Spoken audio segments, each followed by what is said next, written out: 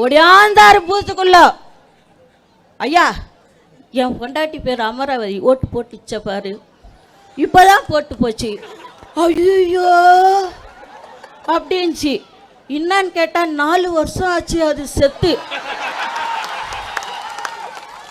ஆனா எலெக்ஷன் அப்ப கரெக்டா ஓட்டு போட்டு என்ன பார்க்காம கூட போதியா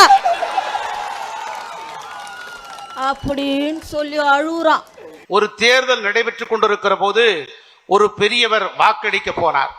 வாக்களித்து விட்டு அந்த வாக்கு அதிகாரி இடத்திலே கேட்டார், ஐயா, என்னுடைய மனைவி வாக்களித்து விட்டார்களா என்று பார்த்து சொல்லுங்கள் என்று சொன்னார். உங்கள் மனைவியின் பெயர் என்ன என்று கேட்டார் அந்த தேர்தல் அதிகாரி. என் மனைவியின் பெயர் லட்சுமி, வாக்களித்து விட்டாரா பாருங்கள் என்று சொன்ன போது அதை வாக்கு பதிவு அந்த அட்டையை பார்த்து விட்டு வாக்களித்து விட்டார் என்று சொன்னார். எப்போது வந்தார் என்று கேட்டார் அந்த பெரியவர். 1/2 மணி நேரம் ஆகிவிட்டது ஐயா என்று சொன்னார். ஐயோ, 1/2 மணி நேரத்துக்கு முன்பாக நான் வந்திருந்தால் என்னுடைய மனைவியை லட்சுமியை பார்த்திருப்பேனே என்று சொன்னார்.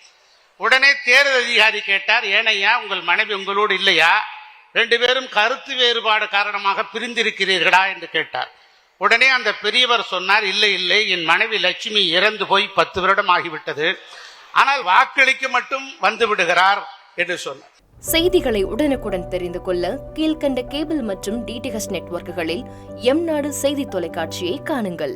பாதகம் செய்பவரை கண்டால் நாம் பயம் கொள்ளலாகாது பாப்பா, மோதி மிதித்து விடு பாப்பா, அவர் முகத்தில் உமிழ்ந்து விடு பாப்பா.